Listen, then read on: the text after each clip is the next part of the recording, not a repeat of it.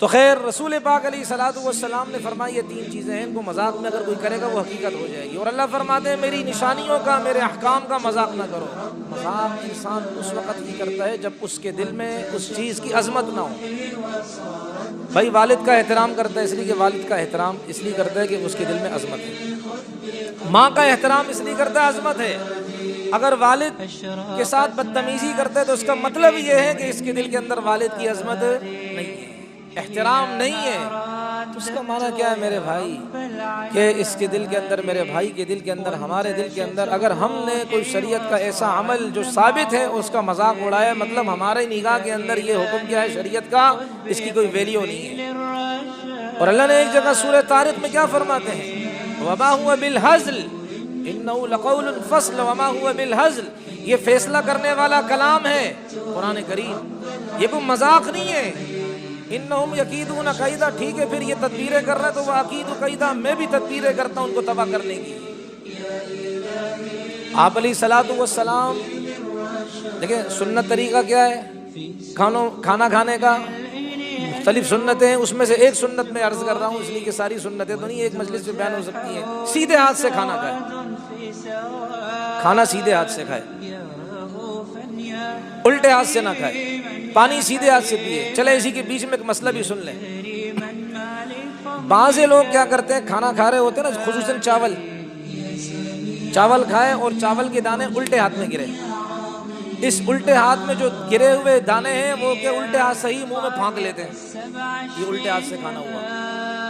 بھائی آسان طریقے، جب پلیٹ ہمارے منہ کے قریب ہے تو چن لو، یوں کھا لو۔ جب ویسے ہی ہم نے یوں کیا ہوا ہے اور وہ گر رہا ہے اس پر، اس کو کرنے کی کیا ضرورت ہے؟ اس کو اسی جگہ رہنے دیں، اس ٹرے کو بس چن لیں، آرام سے کھا لیں، ختم ہو گئی بات۔ دوسری بات یہ ہے گلاس دینا خالی، کچھ چیزیں پریکٹیکل ہونی چاہیے۔ طلاق نہیں پریکٹیکل دینا ظالموں، پتہ چلے وہ بھی پریکٹیکل کرواؤ مجھ سے، وہ نہیں کرنا ہے ایسے۔ بعض لوگ کیا کرتے پانی پیتے ہیں، اب سیدھے ہاتھ سے پی رہے نا تو کیا کرتے ہیں یہ جی کیا ہے کھانا کھایا، روغن لگ گیا ہے، تیل لگ گیا، گھی لگ گیا ہے، اب کیا کرتے ہیں یوں، اچھے لوگ اب دیکھنا یہ تنقید نہیں ہے، یہ کمی ہے، رونا ہے۔ اب کیا کر رہے ہوتے ہیں یوں پکڑا، دیکھے نا ایسے، تو کیا ہوا ابھی سیدھے ہاتھ سے کیا جو سیدھے ہاتھ کا ٹیک لگایا ہے آپ نے، سیدھے ہاتھ سے تھوڑی گرپ کون سی ہاتھ کی ہے؟ الٹے ہاتھ کی ہے، تو جس ہاتھ سے پکڑا ہے وہ الٹا ہاتھ ہے، کوئی کہے گا کہ تم نے سیدھے ہاتھ سے پکڑا ہے۔ اس لیے اگر کوئی یوں پیے تو بھائی حضرت جی وہ کوئی بھی ہو، حضرت والا ہو یا حضرت اقدس ہو یا حضرت مقدس ہو، یہ حضرت جی نے الٹے ہاتھ سے پانی پیا ہے، یہ سیدھے ہاتھ سے نہیں پیا، سیدھے ہاتھ آرام۔ بھائی جب اتنے برتن روغن والے ہو گئے ہیں تو آپ کیا کر لیں، آسان طریقہ ہے، انگلیوں کو چاٹیں، انگلیاں چاٹ دیں، اس کا روغن کم ہو گیا، اب کیا کریں آرام سے پکڑیں پیے۔ جتنی اور پلیٹیں روغن والی ہیں تو ایک اور صحیح، اس کو بھی شہیدوں میں کیا کر دو، شامل کر دو، بھائی کیا ضرورت ہے یہ، ٹھیک ہے بھائی بات سمجھ میں آگئی نہیں آئی؟ تو آپ علیہ الصلوۃ والسلام نے ایک آدمی کو دیکھا، وہ کوئی منافق قسم کا تھا، رسول پاک علیہ الصلوۃ والسلام نے اسے دیکھا کہ وہ الٹے ہاتھ سے کھانا کھا رہا ہے۔ نبی علیہ الصلوۃ والسلام نے فرمایا کل بیمینک، سیدھے ہاتھ سے کھاؤ۔ اس نے نبی علیہ السلام سے عرض کی اللہ کے رسول لا استطیع ان آکل بیمینی، اللہ کے رسول میں سیدھے ہاتھ سے کھانا کھانے کی طاقت نہیں رکھتا۔ غلط بیانی کی، کس سے؟ نبی علیہ الصلوۃ والسلام سے۔ آپ علیہ السلام نے فرمایا اگر تمہیں طاقت نہیں سیدھے ہاتھ سے کھانے کی، نہ ہو طاقت، علماء فرماتے ہیں، محدثین فرماتے ہیں اس کا سیدھا ہاتھ ہمیشہ کے لیے ناکارہ ہو گیا۔ اب کھا، استنجا بھی اسی سے کر، کھانا بھی اسی سے کھا۔ تو نے جھوٹ کس کو بولا؟ نبی کو جھوٹ بولا۔ تو نے فراڈ کس سے کیا؟ نبی سے کیا۔ تو نے کس کی سنت کا مذاق اڑایا؟ نبی کی سنت کا۔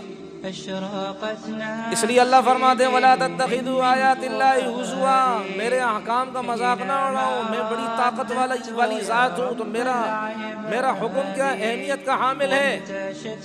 دنیا کے وزراء ہوتے ہیں، چند دنوں کا عہدہ ہوتا ہے، ان کے حکم کو تم اتنی اہمیت دیتے ہو۔ یہ وزیر تو میری مخلوق ہے، میں نے ان کو پیدا کیا، میں احکم الحاکمین ہوں، میں بادشاہوں کا بادشاہ ہوں، تو میرے کلام کی کیا حیثیت ہوگی؟ اس لیے تو کوئی کہتا ہے نا کلام الملوک ملوک الکلام، بادشاہوں کا کلام کلاموں کا بادشاہ ہوتا ہے، اس لیے کہ بادشاہ نے بات کہی ہے نا، اس کا کلام بھی تو وزن رکھتا ہے نا۔ ایک آدمی نے مسواک لی، پتہ نہیں اس مجلس میں یہ بات میں کس الفاظ سے کہوں، اس نے مسواک لی، مسواک کا مذاق اڑایا پاخانے والی جگہ میں رکھ کر۔ میرے محترم، ہم بھی تو کتنی شیخیں کرتے ہیں، نالیوں میں پھینکتے ہیں، یہ نبی کی سنت نہیں ہے کیا؟ اس کو بواسیر ہو گئی، ارے تو نے میرے نبی کی سنت کا مذاق اڑایا۔ بعض ہمارے ساتھی آتے ہیں نماز پڑھنے کے لیے، مسواک کرتے ہیں، پاؤں کے پنجوں میں مسواک رکھتے ہیں، انا للہ، نبی کی سنت کا یہ مقام کہ تم نے پاؤں کے پنجوں میں جگہ دی اسے۔ اور دنیا کی نگاہ میں جی نمازی ہیں، اللہ کی نگاہ میں گستاخ رسول ہو گیا ہے۔ نبی کی سنت چھوٹی بڑی ہم نے تقسیم کی ہے، نبی کی سنت چھوٹی سنت بھی کائنات زمین و آسمان کے ہاں اس کے مقابلے میں کائنات کی کوئی حیثیت نہیں محمد مصطفیٰ کی سنت کے مقابلے میں صلی اللہ علیہ وسلم۔ تو رسول پاک علیہ الصلوۃ والسلام کا ادب، نبی کی سنتوں کا ادب، نبی کے طریقوں کا ادب اس وقت آئے گا جب نبی علیہ الصلوۃ والسلام کی ذات کا احترام دل میں ہوگا، محبت دل میں ہوگی، تب نبی کی سنتوں کی قدر آئے گی۔ پھر ہم یہ کہیں گے گردن کاٹتے ہو کاٹ دو، لیکن نبی کی سنت کو جسم سے نہیں جدا ہونے دوں گا انشاءاللہ، پھر ہمارا جذبہ یہ ہوگا۔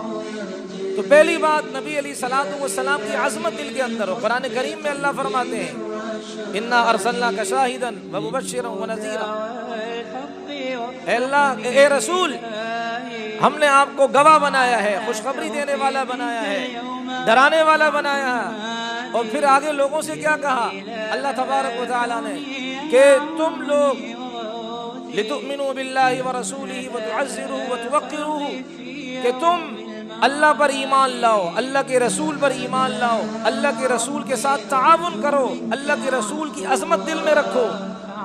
معلوم ہوا دل میں جب عظمت آئے گی تو نبی کے طریقوں پر چلنا آسان ہو جائے گا۔ اس لیے تو نبی علیہ الصلوۃ والسلام نے فرمایا کہ لا یؤمن احدکم حتی اکون احب الیہ من والدہ وولدہ والناس اجمعین، جب تک میں تم میں سے کسی شخص کے ہاں اس کے ماں باپ، اس کی اولاد سے زیادہ محبوب نہ بن جاؤں، تم میں سے تمہارا ایمان نہیں ہے۔ اب حضرت عمر رضی اللہ عنہ کی اللہ کے رسول، آپ میرے نزدیک میرے ماں باپ سے زیادہ محبوب، میری اولاد سے زیادہ محبوب، لیکن میری جان سے زیادہ نہیں۔ نبی علیہ السلام نے فرمایا اس وقت تک ایمان کامل نہیں ہوگا جب تک کہ میں تمہارے ہاں تمہاری جان سے بھی زیادہ محبوب نہ ہو جاؤں۔ حضرت عمر نے کہا الان اللہ کے رسول، ابھی آپ مجھ سے میری جان سے زیادہ بھی محبوب ہو گئے ہیں، اب آپ میرے ہاں کیا ہے، جان سے۔ آپ علیہ السلام نے فرمایا اب آپ کا ایمان کیا ہے بھائی؟ اس لیے پہلی چیز کیا ہے کہ تاکہ اللہ کے احکام کی عظمت دل میں آئے، نبی کے طریقوں کی عظمت دل میں آئے، پہلی چیز یہ ہے کہ رسول پاک علیہ الصلوۃ والسلام کی عظمت ہم دل و جان سے کریں۔ تو میں نے آپ کے سامنے مختصر بات ہے، آپ علیہ الصلوۃ والسلام کے کلام کی عظمت کریں دل کے اندر۔ چنانچہ آتا ہے کہ ایک صحابی فرماتے میں نبی علیہ الصلوۃ والسلام کے پاس آئے، آپ علیہ الصلوۃ والسلام کے پاس جب پہنچا وَأَصْحَابُهُ حَوْلَهُ كَأَنَّ عَلَىٰ رُؤُوسِهِمْ طُيُورٌ، کہ میں نے نبی علیہ السلام کے ارد گرد جب صحابہ کو دیکھا کہ صحابہ نبی کے ارد گرد ایسے بیٹھے ہوئے، احترام، ادب، عظمت دل میں لیے ہوئے کہ جو گویا کہ ان کے سروں کے اوپر پرندے بیٹھے ہوئے ہیں، اور انسان کے سر کے اوپر جب پرندہ بیٹھتا ہے تو یہ اس کو اڑنے نہیں دیتا، اڑتا کیسے نہیں اڑنے دیتا کہ یہ حرکت نہیں کرتا ہے، حرکت کرے گا تو پرندہ اڑ جائے گا، اس لیے بہت اہتمام کے ساتھ اپنے آپ کو روک کر رکھتا ہے۔ صحابہ نبی علیہ السلام کے سامنے اس طرح ادب سے بیٹھتے ہیں۔ امام مالک رحمۃ اللہ علیہ، ان کے بارے میں آتا ہے ان کی ایک باندی تھی، اور وہ ظاہر بات ہے باندیوں کا پردہ نہیں ہوتا تھا، اس لیے کہ کام کاج کے لیے باہر نکلا کرتی تھی، شریعت کا حکم اب بھی ہے، آزاد عورتوں کا پردہ ہے قرآن کریم میں ہے، لیکن باندیوں کا پردہ نہیں ہے۔ معلوم ہوا جو آزاد ہوتی ہیں وہ اپنے چہروں کو چھپاتی ہیں، یہ ان کے لیے خوبصورتی ہے۔